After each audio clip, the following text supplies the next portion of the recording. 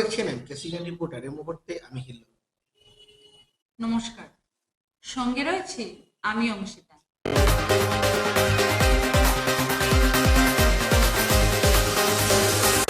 বিধানসভা নির্বাচনকে সামনে রেখে শ্রীভূমি শহরে বিশাল রোড মার্চ করল নিরাপত্তারক্ষীরা। পুলিশ, কেন্দ্রীয় বাহিনীর সহযোগে এই রোড শো অনুষ্ঠিত হয়। সদর থানা থেকে তা শুরু হয় শহরের প্রধান প্রধান সড়কগুলো পরিক্রমা করে।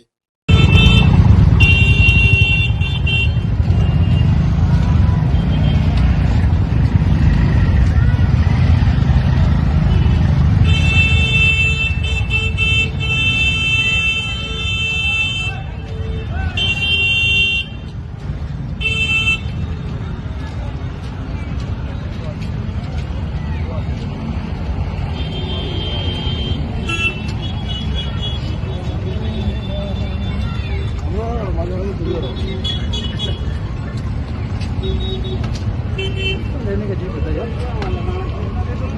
घूमते रहते हैं कोलकाता में जाऊँ तब पता लगे।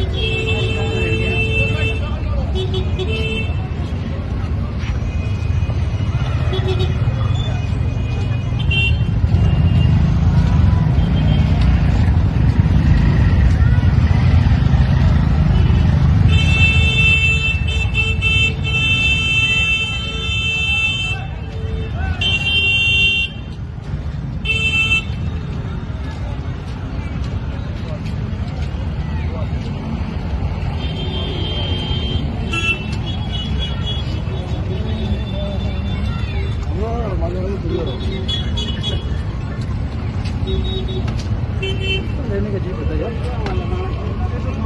घूमते रहते हैं कोलकाता।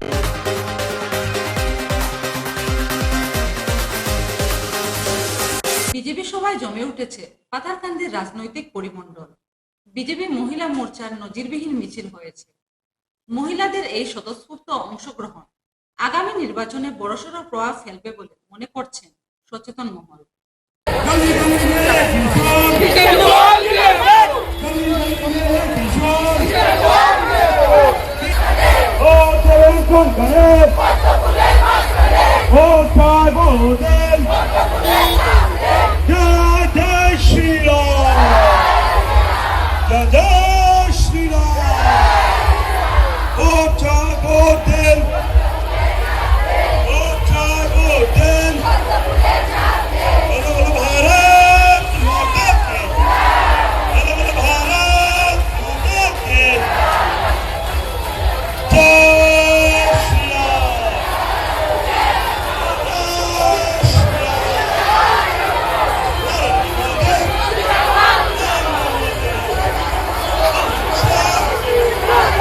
আমাদের 6টা বুথের যে শক্তিকেন্দ্র প্রমুখ অশোক দাসের নেতৃত্বে আজকের এই অতি অল্প সময়ের মধ্যে এই যে ভারতীয় জনতা পার্টির এই যে নির্বাচনী র্যালি, যেটা এই র্যালিতে আমাদের মহিলা মোর্চার সকল স্তরের মহিলারা, যুববাহিনী এবং আমাদের এখানকার ভারতীয় জনতা পার্টির বুথ কমিটির সকল স্তরের কার্যকর্তারা এই র্যালিতে অংশগ্রহণ করেন এবং স্টেট ব্যাংক থেকে মুন্ডমালা পর্যন্ত এই র্যালিতে সবাই অংশগ্রহণ করে আমরা এই র্যালিতে শেষ করে আমরা এই মুন্ডমালা মাঠে এসেছি।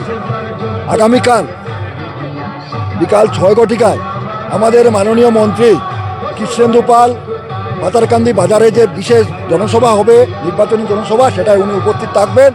এই পাতারকান্দি বাজারের সকল স্তরের কার্যকর্তারাও সেই জনসভায় উপস্থিত থাকবেন। আর বিশেষ করে আজকের এই র্যালিতে যেভাবে সবাই উৎসাহ উদ্দীপনার সাথে দলের সকল স্তরের কার্যকর্তারা, মহিলা বাহিনী, যুব বাহিনী সবাই অংশগ্রহণ করেছেন, তার জন্য ভারতীয় জনতা পার্টি মণ্ডল কমিটির পক্ষ থেকে আমরা সকল স্তরের কার্যকর্তাকে ধন্যবাদ এবং কৃতজ্ঞতা জ্ঞাপন করি।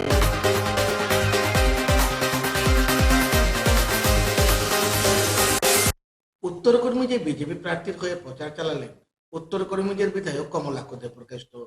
শনিবার নির্বাচনী প্রচারে যোগ দিয়ে প্রার্থী সুব্রত ভট্টাচার্যকে জয়ী করার আহ্বান জানান কমলাক্ষ।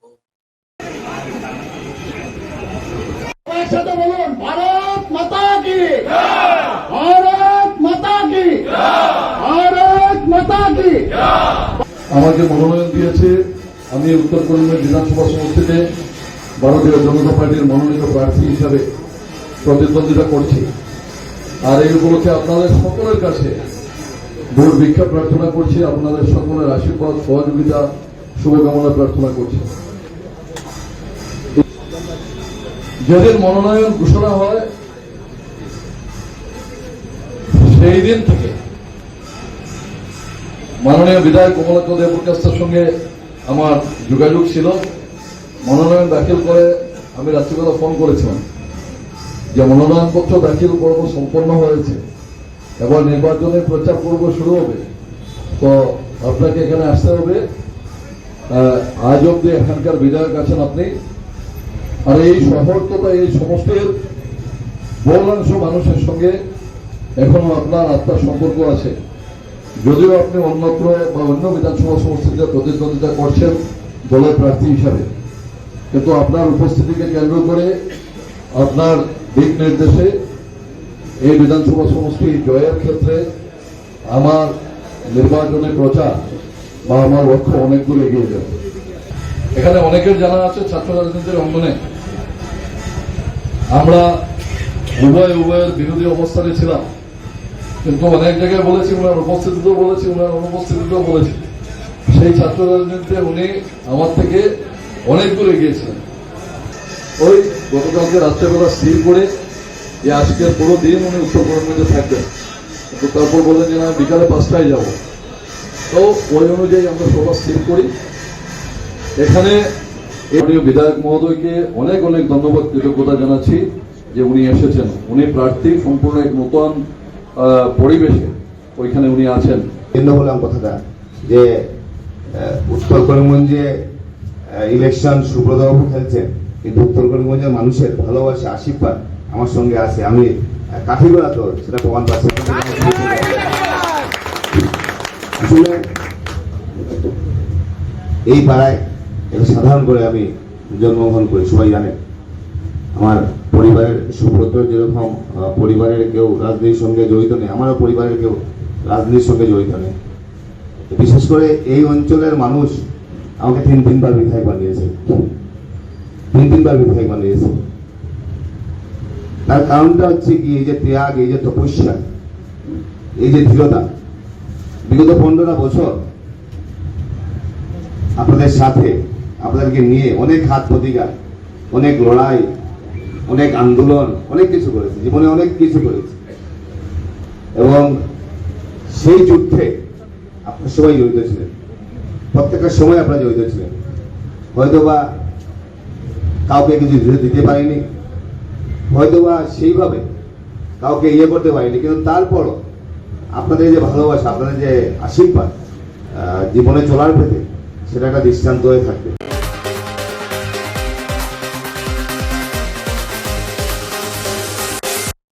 ফিরছে একটি বিজ্ঞাপন বিরতির পর, সঙ্গে থাকুন। নমস্কার।